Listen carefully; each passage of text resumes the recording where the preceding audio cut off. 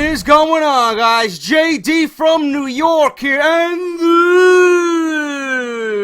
this is number 89, part number 1 of the number 1 source right here on YouTube.com for everything WWE, man. This is off the script. It's Friday. You guys know the deal. If you're not subscribed to the fucking channel, you ain't getting your news and rumors the right way, bro. Off the script. Thank you guys so much for watching me and spending your Friday mornings with me. Got a lot of news to go over. It was a phenomenal weekend. We hit 33,000 subscribers on Hell in a Cell 2015 weekend. There was a lot of news. Hell in a Cell review was another massive success. Thank you guys for close to 90,000 views and 900 likes. Monday Night Raw review did fucking phenomenal numbers. Thank you guys for 23,000 views and close to 500 likes on that one. You guys are fucking beasts, man. Thank you guys for the new people who came over and have asserted themselves as members of Team JD. To the guys who are here every single fucking weekend, you guys know I love you. Thank you all for your continued love and support, alright? Gonna be a big weekend, guys. I got a lot of news to go over.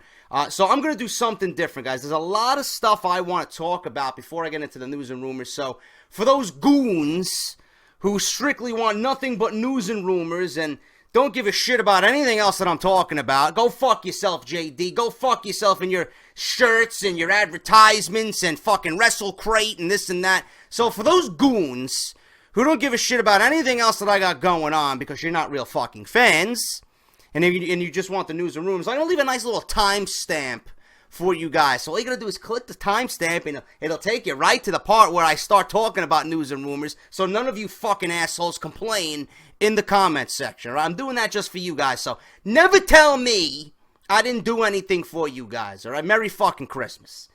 All right, so before we get into the news, guys, a few things. 2K16 videos have been uploading. Show those motherfuckers some love, man. I had a blast playing the Austin 2K16 showcase. It was fucking awesome. We relived history live on Twitch for about 9 hours on Tuesday, man. It was fucking awesome. So everything you guys seen on Twitch is going to be uploaded to YouTube, man. I started that this week, so go check those videos out. I'll leave you guys a playlist down below, all right? If you're not following me on Twitter, to keep up to date on all those uploads, at JD from NY206, I'll be streaming all winter long 2K16, man. We're going to be doing Universe Mode. I got my career mode coming up.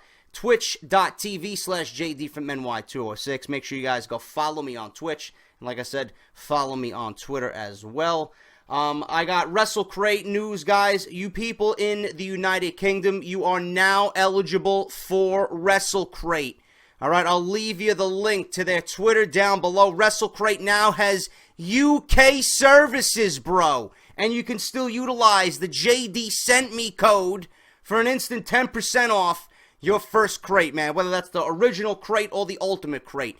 WrestleCrate is now in the UK, and I strongly urge you guys to jump on board this product. It is absolutely fucking phenomenal. Edward Allen and the group of guys he's got working with him are doing an excellent job at getting you the best service possible delivered right to your front door each and every month, man. So I'm going to leave you their link to their Twitter down below. Go and check them out. Tell them that I sent you. And use the promo code JDSentMe, all right?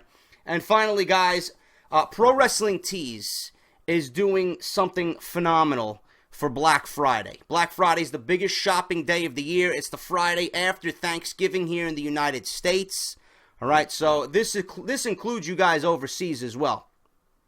On that Friday, after Thanksgiving here in North America, okay, ProWrestlingTees.com is having the biggest sale of the year on their website, all right? Everything on their website is 20% off. So if you guys want, for one day only, and you've been putting it off, and you've been fucking, delaying it. If you guys want an off-the-script t-shirt, man, 20% off on Black Friday, the Friday after Thanksgiving. 20% off everything on their website. If you guys spend over $100 on Pro Wrestling Tees, not only are you still going to get the 20% off, but you're going to get a limited edition Andre the Giant t-shirt exclusively from ProWrestlingTees.com, man. So I'll let you guys know about that as soon as we get closer to Thanksgiving and Black Friday. I'm just throwing it out there to give you guys a heads up about what is going on, man. And as always, if you guys don't want to buy a t-shirt, you can always donate to the show down below. PayPal link is in the description of this very video. Thank you guys so much for all that. I know that was a lot to take in, but I have to say it. I'm only going to mention it once, all right? Every Friday, I'm going to mention the shit that I got going on, and then Saturday and Sunday, we'll get right into the fucking news and rumors, and I'll mention it briefly at the end of the fucking video. But, Saturday, Sunday, immediately into news and rumors, and that's what we're going to get into right now, guys. So thank you for listening to me. Thank you for your patience, all right? It's my show. I can do whatever the fuck I want, and I want to let you guys know what we got going on here on Off the Script and with the channel, and it's only beneficial for you guys, because if I didn't say nothing, there's no other way for me to fucking let you know. So thank you guys for listening, all right? Now, let's get into the news, guys. John Cena news. We got John Cena and Brock Lesnar news. Two of the biggest names, if not the biggest names in WWE. It's common knowledge at this point that John Cena is currently on hiatus from WWE. We've seen at Hell in a Cell that he was defeated by Alberto Del Rio, a returning Alberto Del Rio with Mr. Zeb Coulter. He won the United States Championship in relatively quick fashion. It was something that shocked us all. John Cena barely put up a fight. It was something that just was there. Nobody could believe what they seen. John Cena, United States champion, Mr. fucking face of the company, beaten by a returning Alberto Del Rio. He's officially advertised for his return to the WWE at the WWE live event for Madison Square Garden on December 26th. John Cena will be back for the annual WWE post-Christmas tour. However, F4WOnline.com is reporting that new plans are developing as of this week. On December 13th, the WWE Tables, Ladders, and Chairs pay-per-view will be in his hometown of Boston. And it's rumored WWE is currently making plans for his return to be at that event in Boston. At Hell in a Cell on Sunday, like I said, Alberto Del Rio made his triumphant return to stun John Cena and the WWE and captured the United States Championship from him in what could be the last WWE United States Open Challenge. I hope not, and we'll talk about that in a second. The plan in place, if Cena were to return at WWE's TLC pay-per-view, is for Cena to evoke, I don't know if it's invoke or evoke, but it says evoke here in his rematch clause, or his rematch clause after losing the United States title. Invoke, evoke, whatever the fuck, you guys know what I'm talking about. After losing the United States title to Del Rio at Hell in a Cell, naturally, WWE is expecting a huge reaction since Cena's return would be in Boston. The card is always subject to change. As of this report, these appear to be the current plans for John Cena. On paper, this seems like the best option for Cena's return. I would put the kids, the wife, the dog, the house, the fucking bank account on John Cena returning in Boston at TLC. Why? Because it makes sense, okay? Why would you wait another 2 weeks when you can have another match, a decent match at that, fill your pay-per-view slot, a nice slot on the pay-per-view, and it be for the United States Championship? John Cena will be back at TLC. Bank on it. It just makes sense. That was the report going around this week. Now, as for Alberto Del Rio, I am happy that he's back in the WWE. Will he be a game changer? Obviously, he won't be a game changer. But I mentioned on Out of Nowhere, and I forgot to mention that in the outset, and, pardon me for my fucking stupidity. We did Out of Nowhere with Joe Cronin on this channel on Wednesday. It was probably our best show. We did it live via Google Hangouts. If you guys want to go check that out, I'll leave you a little link in the video. You just got to click that drop-down box, that little exclamation point. It'll be right there for you. You can click on it, and it'll be in the description below, man. We talked about Alberto Del Rio. Del Rio seems revitalized. A lot of you guys are, either angry or very disappointed in WWE with the, the joining of the Mexican and American flags via that He's got Zeb Coulter by his side now. This was Zeb Coulter who was against, immigrants and for America, and now he's kind of switched his fucking tune and now teaming with Alberto Del Rio. I like the team of Coulter and Del Rio. Del Rio, I think he has a very dominant voice. He's got a very strong voice. He can speak for himself, but I just like the pairing. I do. I could do it all. I could do without the American-Mexican fucking coalition here, but, I'm not going to be one to complain. Del Rio looks revitalized. The crowd seems to be getting behind him. He won't be a game changer. He adds a nice little dynamic to television. He adds another main event level talent to WWE television. And he will be a big presence, being that Brock Lesnar's not going to be there. He's going to be a big presence, being that John Cena's not going to be back until December. He's going to be a big presence, being that Randy Orton might be on the shelf. And Randy Orton apparently injured himself taking out the fucking trash. Some of you guys were tweeting me, and I didn't know whether to believe you or fucking just laugh. Was this a real fucking story? Can someone confirm for me that Randy Orton was injured while taking out the fucking trash? What was he dumping? Was he dumping a fucking body outside the fucking, outside in his backyard? What the fuck was he dumping? Was he moving a fucking couch? Was he moving furniture? I don't know, man. But apparently he injured himself taking out the trash, is what is being told. Or what I was being told. So Randy Orton's not going to be there. I don't understand it. But Del Rio's going to add a nice little presence. He's not going to be a game changer at all. As far as the United States Open Challenge, this needs to continue, man. The United States Championship has been built up to the point where, it's looking more important than the WWE title. And I made mention of this last weekend. I would love to see the U.S. Open Challenge every week. That was the best part of Monday Night Raw. That has been week in and week out the best part of Monday Night Raw. I don't see why WWE would get rid of that. I would love to see Del Rio be a fighting champion. He's come back. He beat John Cena. I would love to see him carry that prestige and that heritage and that workmanship, that hard-working champion, fighting champion. I would love to see him can take that and continue that with the United States Championship. So I hope they don't do away with that.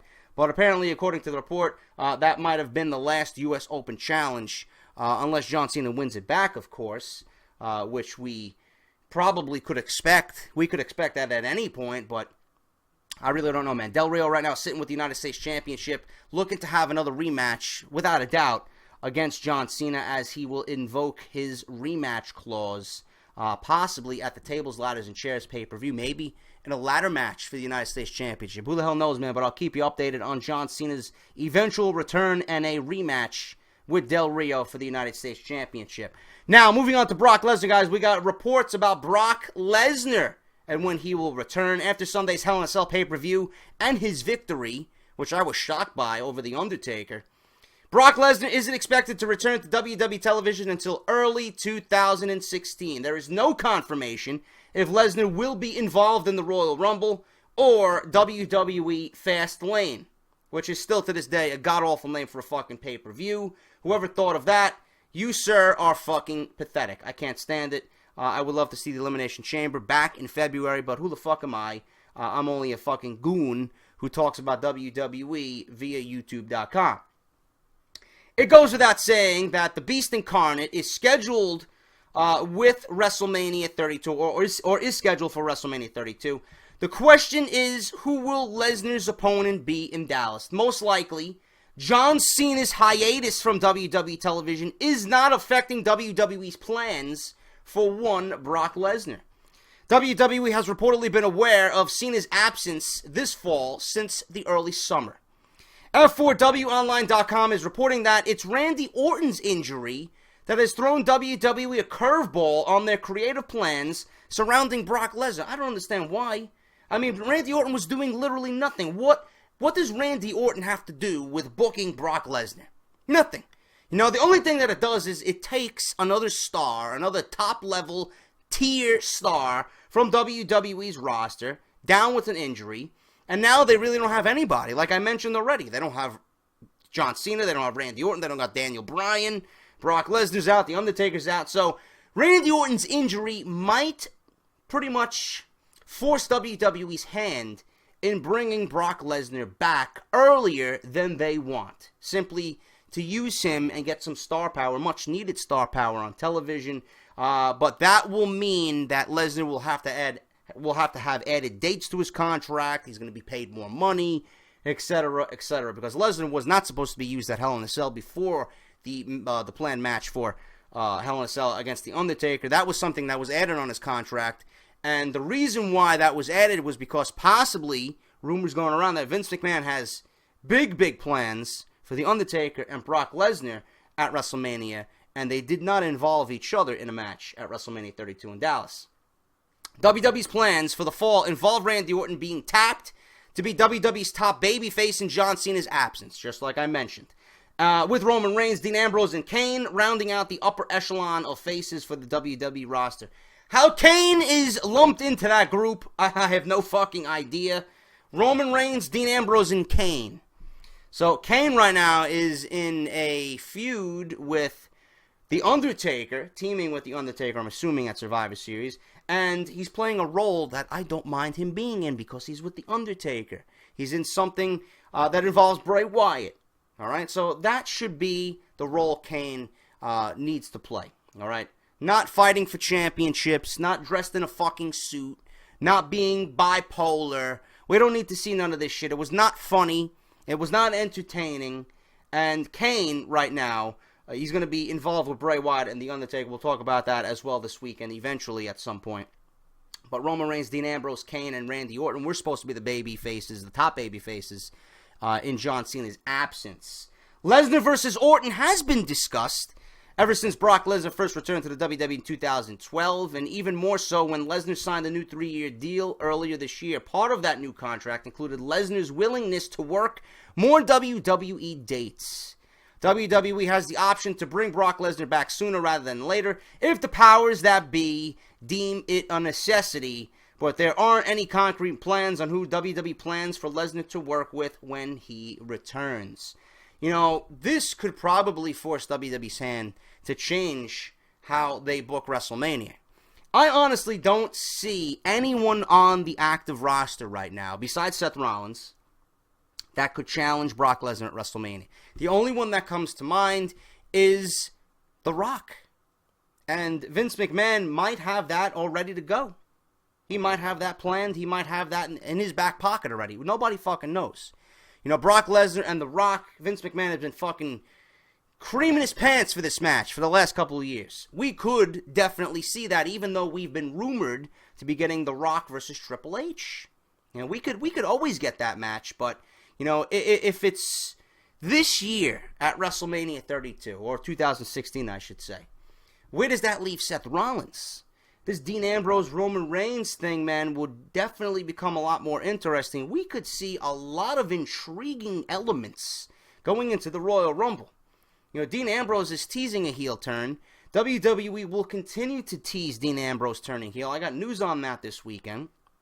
You know, he could eventually screw Roman Reigns out of the championship at Survivor Series. We could see them battle each other going on into TLC, into the Royal Rumble. We could see, you know, if WWE wants to fucking, you know, have their balls hang out this year at the Royal Rumble in 2016, WWE can get creative. We could recreate 1994 with Lex Luger and Bret Hart, where we had a double main event at WrestleMania. This could all eventually lead into a dual winner for the Royal Rumble in 2016, and we could definitely get the triple threat match involving Rollins, Ambrose, and Reigns for the WWE Championship at WrestleMania. Now, to me, that would be WrestleMania worthy.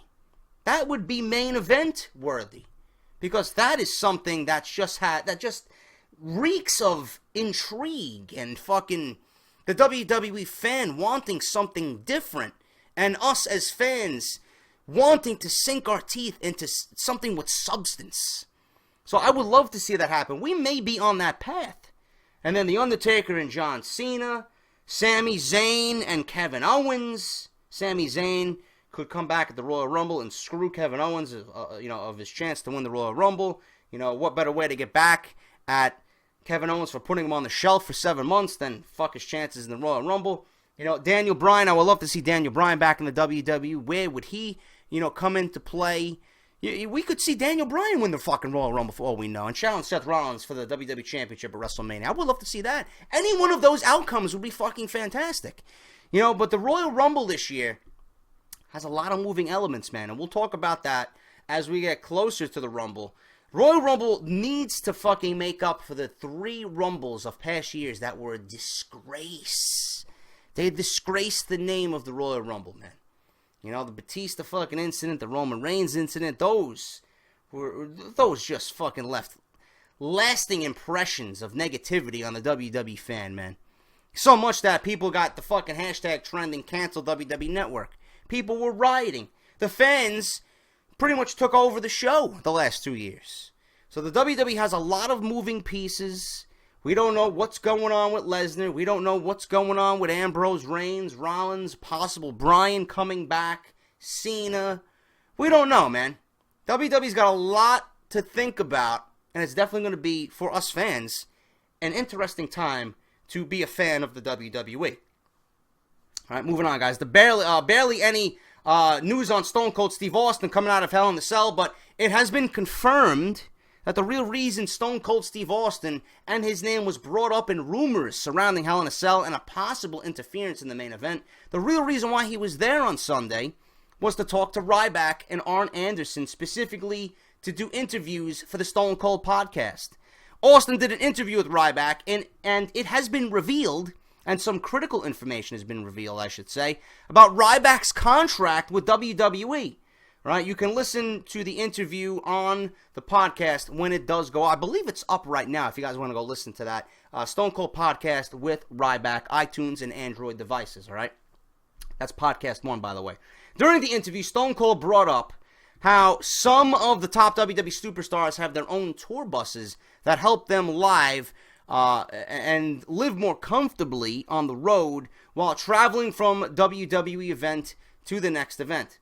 These tour buses have been known as spectacular investments in assisting with burnout of wrestlers, but also prolonging careers by at least a few years. In response, Ryback stated that his WWE contract is set to expire next year, so he is currently in contract negotiations with WWE Brass about the possibility of getting a tour bus and other perks as a top WWE superstar.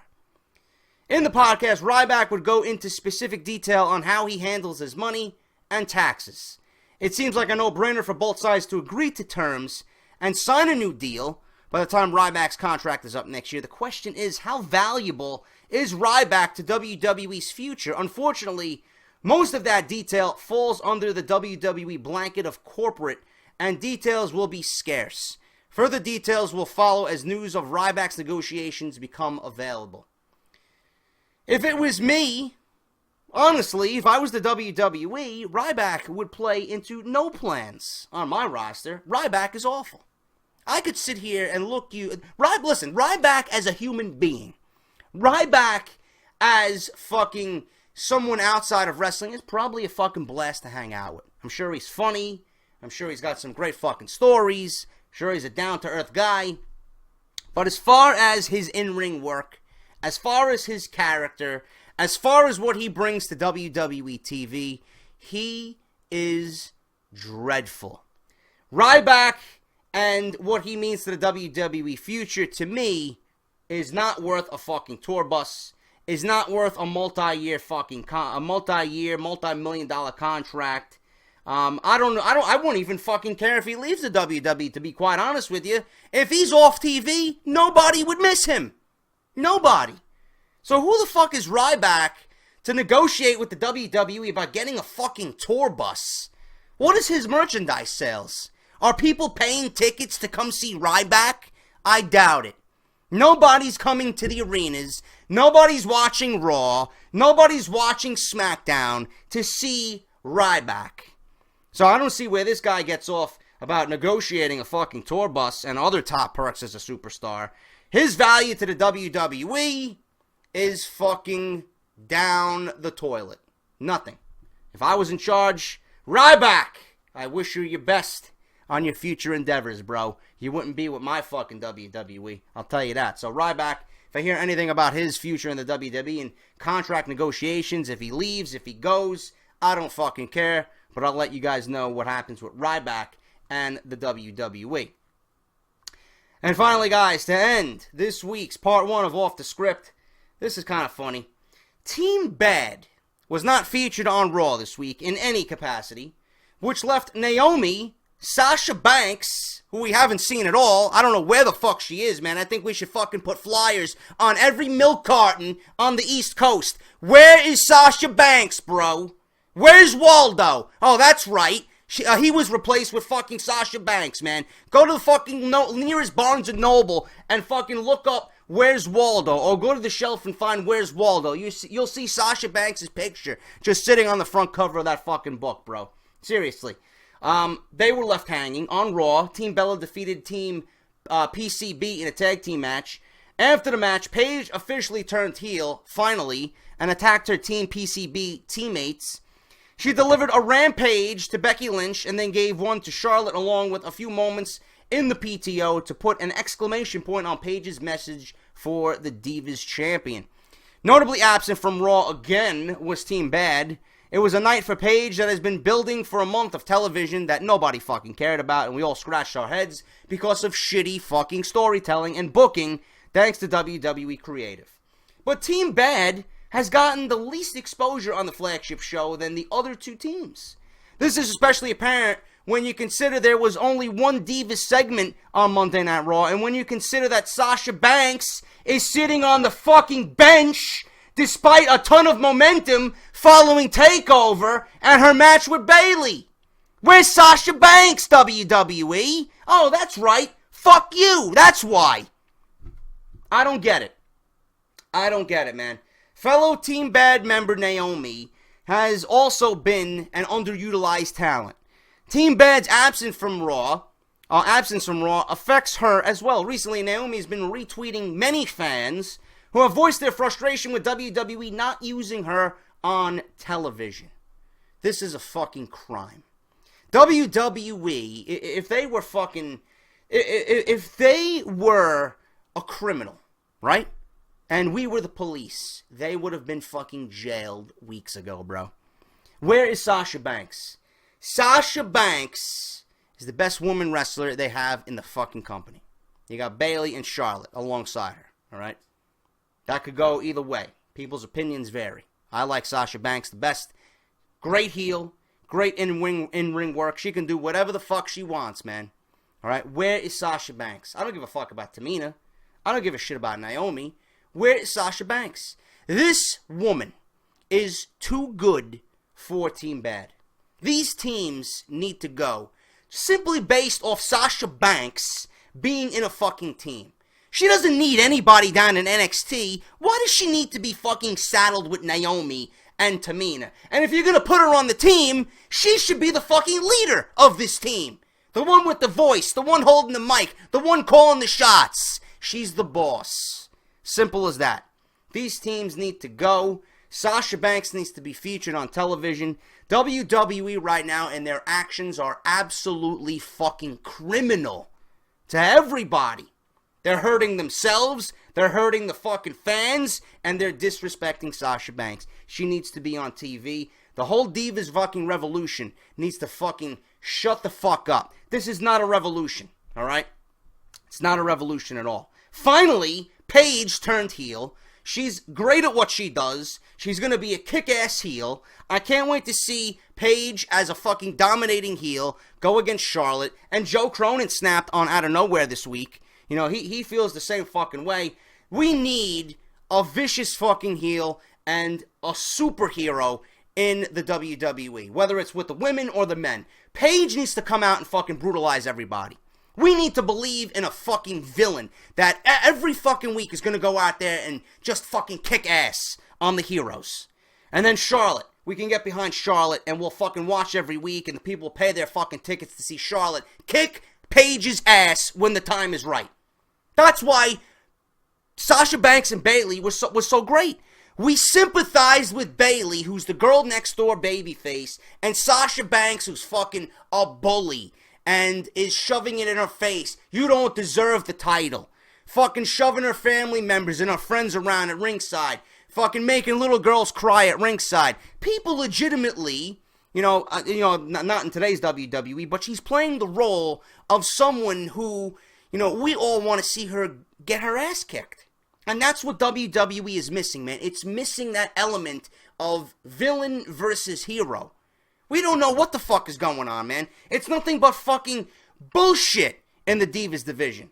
And this is the focus point of it all. Sasha Banks not being used. It's criminal. Absolutely fucking criminal. I don't doubt Naomi. I don't blame Naomi at all. I actually sympathize with Naomi. Naomi's a talented female in herself. She's not something or someone I would, bank on the Divas division to build around, but she's a solid in-ring talent. But nobody fucking cares. These women have no identity. And that's what they're doing with Sasha Banks. You took what she's doing in NXT for whatever reason, and you're fucking watering her down. You're not even showcasing her. Why? Because it's Triple H's brand? This is something he built? This is someone that he's put his stock in? And all because you didn't have a hand in creating this character? Now you want to fucking just hold her off TV, not only fucking yourself, but fucking the fans of something special in Sasha Banks. Give me a fucking break, man. This is absolutely fucking criminal. Sasha Banks needs to be on TV. These teams need to fucking go. These alliances need to go, and it needs to get back to a regular fucking division, man. One-on-one each and every week with the sole purpose of building characters, building identity, and having these women go out there, separating the villains and the heroes, and having them fight over the one thing that is most important to them, and that is the Divas Championship. That is it. I don't give a fuck what else they're fucking fighting over, how many fucking times, they fucked each other, they fucked their boyfriends at night, who had a period, who's bleeding. I don't give a shit about none of this shit, man. This fucking petty bullshit that they got going on. With Nikki Bella and Brie Bella and Alicia Fox, it's fucking annoying. Get on with it. Give us fucking what we want, and what we want is Sasha Banks. Simple as that. That's off the script, guys. Thank you so much for watching part 1 of number 89. All right. Hopefully you guys paid attention in the beginning of the video. Everything that I mentioned is very important. I don't want to repeat myself again, but thank you guys for listening. I also want to shout out to you guys. Thank you for participating in the Q&A every Sunday. If you guys want to get your questions in for number 89, part 3, the hashtag OTS89 on Twitter, man. Only Twitter, so make sure you follow me on Twitter at JD from NY206. I'll be back with part 2, guys, of Off the Script with more news and rumors. As always, with the number one source right here on YouTube.com for everything WWE. And I'll be back on Saturday, guys. Until then, take care. This is JD, and I'll see you all on Saturday morning.